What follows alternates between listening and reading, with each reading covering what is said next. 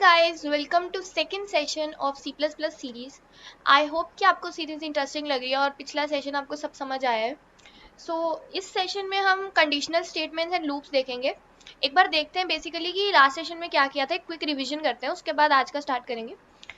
Last session में हमने देखा था कि what is language, what are variables, what are data types, ठीक है। उसके बाद हमने देखा था कि how we can print and lastly हमने देखा था हाउ टू टेक इनपुट, ठीक है, how to take input from user. आज के सेशन में हम क्या करेंगे, आज के सेशन में हम देखेंगे कि कंडीशनल स्टेटमेंट्स क्या होती है। कंडीशनल स्टेटमेंट्स बहुत इजी है गाइस, बहुत इजी है। अगर आप लोगों को याद हो तो लास्ट बार हमने क्या देखा था कि हमें एक सिंटैक्स होता है। सिंटैक्स का मतलब होता है फॉर्मेट, जो हमें फॉलो करना होता है। हर लैंग्वेज का सिंटैक्स होता है जो हमें फॉलो करना होता है, नहीं तो we will get errors when we will run the code, ठीक है। तो कंडीशनल स्टेटमेंट्स का क्या मतलब है एक बार समझते हैं, उसके बाद कोड देखेंगे। पहले समझते हैं कॉन्सेप्ट क्या है। लेट्स से मैंने एक वेरिएबल बनाया है इंट x, ठीक है, इज इक्वल टू, और वैल्यू मैंने उसमें 5 दी है। अब लेट्स से मुझे एक रिक्वायरमेंट है, रिक्वायरमेंट ये है कि मुझे बताना है, मुझे ऐसे बताना है कि लेट्स से x की वैल्यू अगर लेट्स से 3 से बड़ी है, अगर x की वैल्यू 3 से बड़ी है तो कुछ काम करो। अगर x की वैल्यू 3 से छोटी है तो कुछ और काम करो। तो कुछ ऐसा है कि अगर एक कंडीशन है तो कुछ और काम करो, नहीं तो कुछ और काम करो। इसमें हम यूज करते हैं इफ, ठीक है। इफ कंडीशन है, कंडीशनल स्टेटमेंट्स हम पढ़े, कंडीशनल स्टेटमेंट्स की कंडीशन है कि अगर x की वैल्यू 3 से बड़ी है तो ये काम करो, नहीं तो कुछ और काम करो, ठीक है। तो एक बार देखते हैं क्या क्या मतलब होगा इसका, एक बार कोड में देखते हैं। तो मैं एक नई फाइल बना रही हूँ, उसको मैं नाम दे रही हूँ second session dot C plus plus dot CPP. Extension नहीं लगाओगे गाइस तो कोड काम नहीं करेगा। हेडर फाइल्स इंक्लूड कर लेते हैं, ठीक है। हेडर फाइल्स इंक्लूड कर लेता है ताकि हम इनबिल्ट फंक्शंस यूज कर सकें।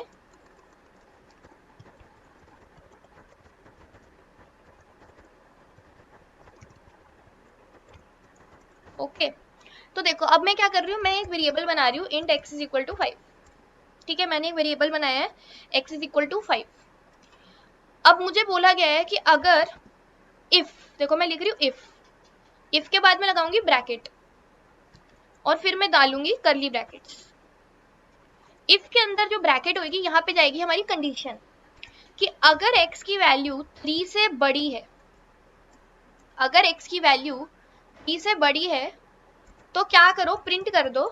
मैं प्रिंट करा रही हूँ वैल्यू इज ग्रेटर, कुछ भी प्रिंट करा सकते हैं अभी, value is greater than 3। Semicolon लगाना मत भूलना, नहीं तो एरर आएगा, ठीक है। तो मैंने क्या किया, मैंने ये करा है, ठीक है। क्या मतलब है इसका, इफ ये कीवर्ड है, कीवर्ड क्या होता है। देखो मैंने एक चीज यूज की, मैंने ये टर्म यूज करी है कीवर्ड। क्या मतलब है कीवर्ड का, कीवर्ड का मतलब होता है ऑलरेडी एक डिफाइंड है सी प्लस प्लस में, ये नाम already defined name in C plus plus. That is, तुम अगर मुझे बोलो कि मैं आयुषी, मैं ये वेरिएबल का नाम इफ रख रहा हूं, we can not do that. देखो एरर आ रहा है, देखो एरर आ रहा है ना। एक्सपेक्टेड एंड आइडेंटिफायर मतलब जो ऑलरेडी एग्जिस्टिंग वर्ड्स की यूज हो रहे हैं ना सी प्लस प्लस में, वो हम एज अ वेरिएबल का नाम नहीं रख सकते। वेरिएबल का नाम एक आइडेंटिफायर होना चाहिए, यानी कि एक्स वाई जेड कुछ भी नाम हो सकते हैं। मतलब वेरिएबल का नाम मेरा नाम भी हो सकता है ऐसा, पर ये एक ऑलरेडी एग्जिस्टिंग कीवर्ड नहीं होना चाहिए, राइट, जो है इफ। तो इफ नहीं हो सकता। तो कीवर्ड का मतलब क्या होता है, कीवर्ड का मतलब होता है ऑलरेडी एक डिफाइंड है नेम, जो सी प्लस प्लस जब जिसने भी बनाई है उसने ये वर्ड यूज किया हुआ है, तो ये कीवर्ड है जो हम यूज कर सकते हैं, ठीक है। पर एज अ वेरिएबल नेम हम यूज नहीं कर सकते, फाइन। तो हो क्या रहा है, यहाँ पर x की वैल्यू हमने 5 दे दी है। इफ में आएगा, देखेगा कि क्या ये कंडीशन ट्रू होती है।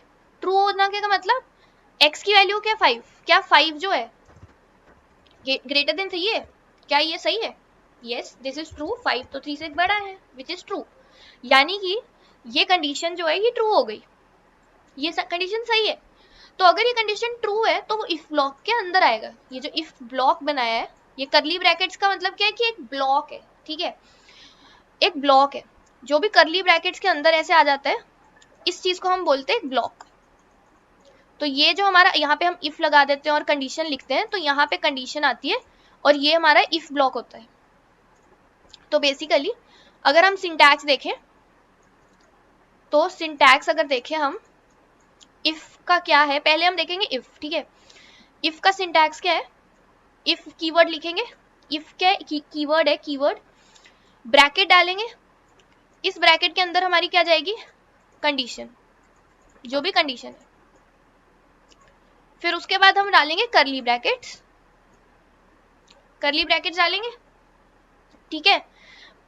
ये क्या होगा, इसके अंदर हम अपना कोड लिख से, ये हमारा इफ ब्लॉक है, इसके अंदर हम अपना कोड लिखेंगे, जो कोड चलेगा जब ये कंडीशन क्या होगी? ट्रू होगी, ठीक है। सो अगर हम ये कोड रन करें तो देखो कोड रन करने पे क्या होगा।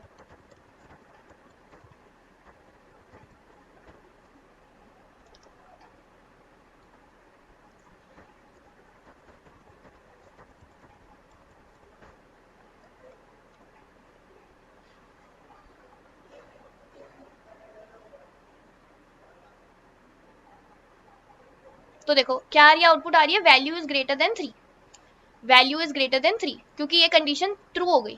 तो ये यहाँ पे गया, फिर इस लाइन पे गया, उसने देखा कंडीशन ट्रू है तो वो इफ ब्लॉक के अंदर आ गया, ठीक है। लेट्स से मैं इस वैल्यू को 5 की जगह मैं 3 से एक छोटी वैल्यू दे देती हूँ, लेट्स से मैं 2 दे देती हूँ, ठीक है। तो x की वैल्यू 2 है, तो क्या 2 ग्रेटर देन 3 है? नहीं, 2 is not greater than 3, right. तो ये कंडीशन, ये क्या फॉल्स, यानी कि इफ वाली कंडीशन जो है ये फॉल्स है, तो यहाँ इफ के अंदर अब नहीं जाएगा। यानी यहाँ पर लेट्स से यहाँ पे कुछ प्रिंट नहीं होगा, ठीक है। जब मैं इस कोड को रन करूंगी, तो ये हटा देती हूँ, जब मैं इस कोड को रन करूंगी तो तुम देखोगे कि कुछ भी प्रिंट नहीं होगा, ठीक है, कुछ प्रिंट नहीं होगा। देखो एंड हो गया, राइट, दूसरी कमांड का वो आ गया, समझ गए। तो ये था हमारा कंडीशनल, ये इफ, ये कंडीशनल स्टेटमेंट है, मतलब एक कंडीशन है, अगर वो कंडीशन ट्रू हुई तो वो उसके अंदर जाएगा, अगर कंडीशन ट्रू नहीं हुई तो उसके अंदर नहीं जाएगा, फाइन, ठीक है। अब क्या करते हैं, एक और चीज देखते हैं। कंडीशनल स्टेटमेंट में दूसरा पार्ट है, हमने अभी केवल देखा था इफ, केवल इफ देखा था, राइट। अब हम देखेंगे इफ एल्स, इफ एल्स नाम से ही थोड़ा क्लियर लग रहा है। देखो इफ में क्या कर रहे थे, इफ डालते थे और एक कंडीशन डालते थे, ठीक है। यहाँ कंडीशन डालेंगे, करली ब्रैकेट्स डालेंगे, अगर तो कंडीशन जो होगी ट्रू होगी तो वो इफ के अंदर जाएगा, नहीं तो नहीं जाएगा। अगर कंडीशन ट्रू है तो वो इफ के अंदर चला जाएगा, अगर कंडीशन फॉल्स है तो वो एल्स के अंदर चला जाएगा, ठीक है, ऐसा होगा। इफ के बाद एक एल्स ब्लॉक होगा, ये एल्स ब्लॉक है, एल्स में कोई कंडीशन नहीं जाती यार, यहाँ पे तुम ब्रैकेट लगा के कंडीशन मत लिखना। क्यों एल्स में कंडीशन नहीं जाएगी? क्योंकि यार अगर ये कंडीशन ट्रू नहीं हुई तो वो एल्स में जाएगा, सिंपल, ठीक है। यहाँ ब्रैकेट लगा के ये वाला जो अंदर हो गया, यहाँ एल्स ब्लॉक, ई से एल्स ब्लॉक कहते हैं, और यहाँ पर अपना एल्स का कोड लिख लो जो एल्स पे चलाना है। तो इसी को चेंज करते हैं, यहाँ मैं लिख रही हूँ अगर x 3 से बड़ा है तो यहाँ का काम करो, अदरवाइज एल्स डालो। एल्स भी अब कीवर्ड है, ठीक है, एल्स भी एक कीवर्ड है, ब्रैकेट डालो और यहाँ पे लिखो कि अगर, लिख दो value is lesser than 3, simple. तो अब देखो यहाँ पे क्या x 2 है, 2 ग्रेटर देन 3 है, नहीं, तो यहाँ पे फॉल्स हुआ, तो अब क्या होगा, एल्स में चला जाएगा और यहाँ पे ये प्रिंट हो जाएगा, सही है। तो इसको रन करेंगे,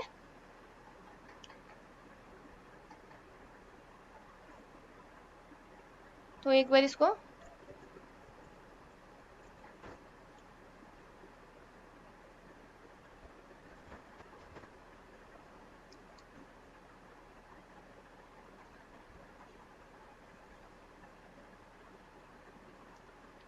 तो क्या प्रिंट हो गया, वैल्यू इज लेसर देन 3, अब अगर मैं यहाँ पर x इज इक्वल टू 5 कर दूं तो 5 तो ग्रेटर देन 3 है, तो वो इसमें जाएगा और ये वाली चीज प्रिंट नहीं होगी, वो इसमें जाएगा।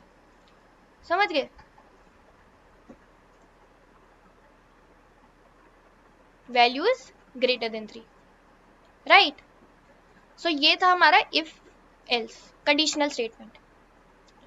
एक और होता है इसमें जो देखते हैं एक बार, तो लेट्स से थर्ड वाला आ जाता है इसमें, if else if and else. यानी कि इफ होगा, एक कंडीशन होगी, ठीक है, और अभी हमने क्या देखा था, एल्स होगा और कंडीशन होगी। लेट्स से हमारे पास एक से ज्यादा कंडीशंस है, यहाँ पे तो हम एक ही कंडीशन डाल सकते हैं ना। लेट्स से हमारे पास एक से ज्यादा कंडीशंस है, तो हम क्या करेंगे, तो देखो क्या करेंगे, इफ डालेंगे कंडीशन, ठीक है, कंडीशन डालेंगे, यहाँ पे डालेंगे एल्स इफ, उसकी भी एक ब्रैकेट होगी, उसमें भी एक कंडीशन जाएगी। अगर वो कंडीशन ट्रू होगी तो वो एल्स इफ वाले ब्लॉक में जाएगा, नहीं तो नहीं जाएगा। उसके बाद यहाँ पर एक और एल्स इफ भी आ सकता है, मतलब एल्स इफ कितने मर्जी आ सकते हैं, ठीक है, कितने मर्जी आ सकते हैं।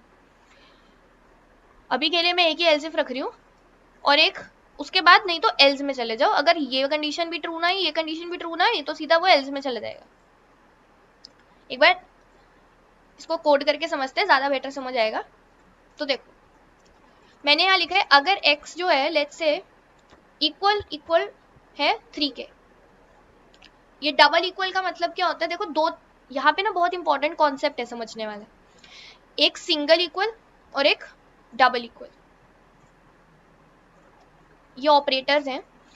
तो देखो क्या होगा, डबल इक्वल और एक इक्वल, इसको कहते हैं असाइनमेंट ऑपरेटर,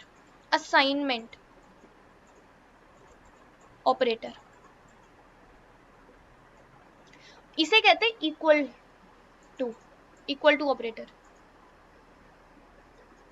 क्या डिफरेंस है, जब देखो हम ऐसे लिखते हैं int x is equal to 5, right, जब हम लिखते हैं int x is equal to 5, तो इसका क्या मतलब होता है, इसका ये मतलब होता है कि जो 5 की वैल्यू है उसको x में डाल दो, यानी x है ये, 5 की वैल्यू x में डाल दो, ठीक है।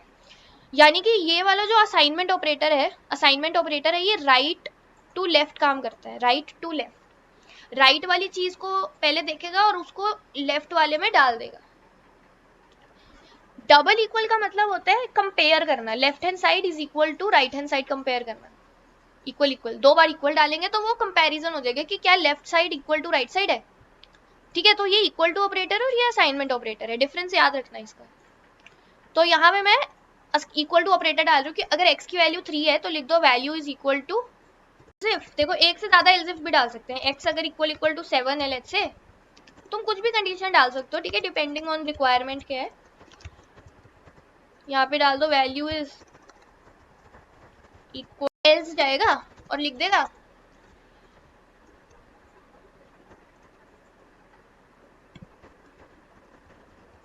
वैल्यू फाउंड, कुछ भी लिख दो, ठीक है। अभी फिलहाल के लिए जस्ट मैं एग्जांपल के तौर पे वैल्यू फाउंड लिख देती हूँ, ठीक है। अब देखो x इज इक्वल टू 5 है तो वो इस कंडीशन में जाना चाहिए, ठीक है। ये कंडीशन फॉल्स हो जाएगी, फिर वो इस कंडीशन पे जाएगा, ये कंडीशन ट्रू हो जाएगी तो वो यहाँ पे ये प्रिंट कर देगा, ठीक है। तो इसको देखो रन करते हैं, इसको एक बार रन करते हैं। देखो वैल्यू इज इक्वल टू 5। अगर मैं यहाँ पे लिखूँ 3 तो ये वाली कंडीशन ट्रू हो जाएगी,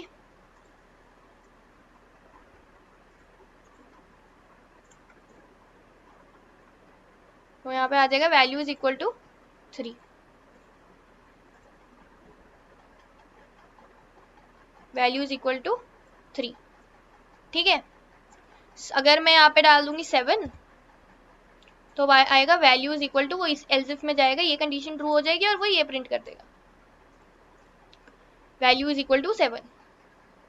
अब अगर लेट्स से मैं कोई और वैल्यू दे दूंगी, 9 दे दी, तो ये कंडीशन भी ट्रू नहीं होगी, ये कंडीशन भी ट्रू नहीं होगी, ये कंडीशन भी ट्रू नहीं होगी, तो वो जाएगा इसमें वैल्यू फाउंड।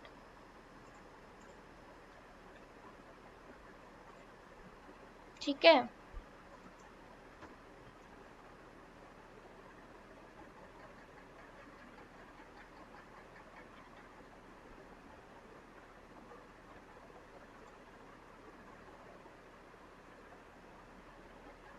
एक सेकेंड।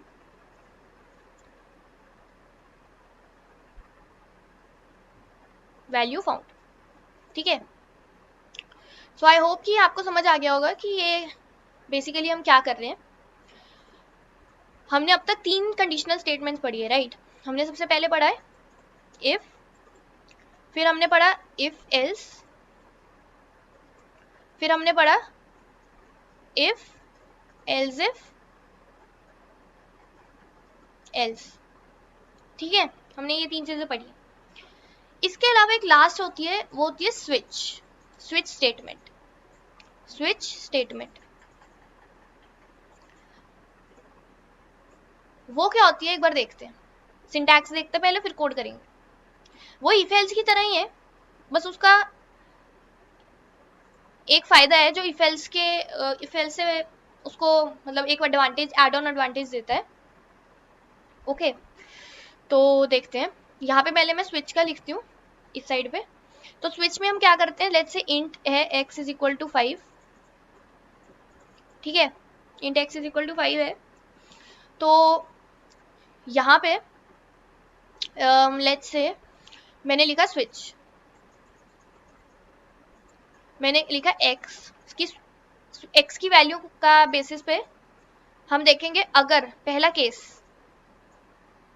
ठीक है, पहला केस अगर case 1 let's say x is greater than 3, कुछ भी कोई भी कंडीशन डाल सकते हो यहाँ पे तुम, ठीक है। तो सी आउट कर दो कुछ भी। बेसिकली इसमें क्या होते हैं, केसेस होते हैं, ठीक है। एक बार कोड पे समझते हैं। नई फाइल बनाती हूँ, या फिर इसी को कमेंट कर देते हैं, ठीक है। तो देखो क्या करेंगे, लिखेंगे स्विच, स्विच x की वैल्यू, ठीक है। स्विच क्या करेंगे, x की वैल्यू स्विच करेंगे, ब्रैकेट डाल दिया। पहला केस x की वैल्यू है 5, ठीक है। पहला केस x की वैल्यू है 5, तो सी आउट कर दो वैल्यू इज 5। फिर केस x की वैल्यू है 9, तो सी आउट कर दो वैल्यू इज 9। नहीं तो एक डिफॉल्ट रखेंगे कि अगर ये डिफॉल्ट जो है ये एल्स की तरह है, ठीक है। तो अगर कुछ भी ना ऊपर से हुआ तो लिख देंगे वैल्यू फाउंड, राइट। लाके देखते हैं।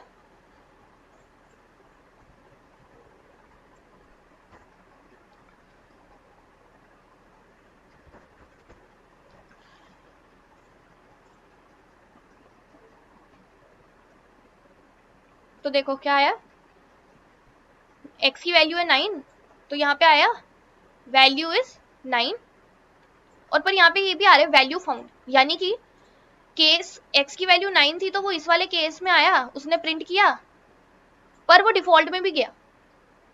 तो हमें क्या करना होगा ना, ये डिफॉल्ट में ना जाए तो यहाँ पे हमें एक चीज लगानी पड़ती है, ब्रेक, ठीक है। ब्रेक कि भाई केस के बाद जाने पे डिफॉल्ट में मत चला जा, अगर तेरा केस मैच हो रहा है तो बस वहां पे उसका काम करके निकल। तो अब यहाँ पे अगर मैं इसको रन करूंगी तो अब यहाँ वैल्यू फाउंड नहीं आएगा, सिर्फ आएगा वैल्यू इज 9,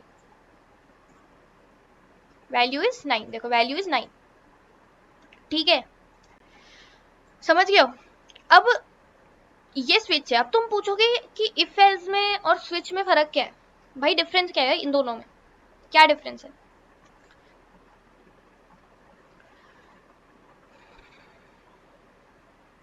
तो देखो स्विच और इफ एल्स दोनों सेम काम करते हैं, बस दोनों में डिफरेंस क्या है, दोनों में डिफरेंस ये है कि जो स्विच है वो कंपैरेटिवली फास्टर होता है, कंपैरेटिवली फास्टर होता है देन इफ एल्स। क्यों? इसीलिए क्योंकि देखो इफ एल्स में क्या होता है, राइट, जैसे यहाँ पे इफ एल्स में क्या होगा, वो हर कंडीशन चेक करता है। यहाँ पे जाएगा चेक करेगा, फिर यहाँ जाएगा चेक करेगा, यहाँ जाएगा चेक करेगा, हर कंडीशन चेक करेगा वो। पर स्विच में जैसे केस उसका होता है, क्योंकि वहां पे फिर हम टर्मिनेट कर देते हैं तो वो बाहर आ जाता है। सो कह सकते हैं कि स्विच जो है उसकी दो एडवांटेजेस है ओवर इफ एल्स। एक एडवांटेज स्विच की क्या है कि वो फास्टर है देन इफ एल्स, और सेकंड कह सकते हैं कि इट्स मोर रीडेबल। क्या है? इट्स मोर रीडेबल, मतलब उसको पढ़ना इजी है। देखो यहाँ पे ये कितना क्लियर है, राइट, कि अगर x की वैल्यू 3 होगी तो ये करो, 5 होगी तो ये करो, नहीं तो ये करो। इफ एल्स भी क्लियर है, but kind of if you see ये ज्यादा रीडेबल है, ठीक है। सो गाइज ये थी कंडीशनल स्टेटमेंट्स। आई होप कि क्लियर होगा कि कंडीशनल स्टेटमेंट्स क्या है। ओके, नेक्स्ट सेशन में हम स्टार्ट करेंगे लूप्स। और उसके बाद हम देखेंगे फंक्शंस कि फंक्शंस क्या होते हैं, ठीक है, लूप्स और functions. So I hope the session was helpful. कोई भी डाउट हो तो ज़रूर कमेंट सेक्शन में बताना। Let me know if you have any other queries, and एक लाइक कर देना वीडियो को अगर हेल्पफुल लगे। Thanks for watching.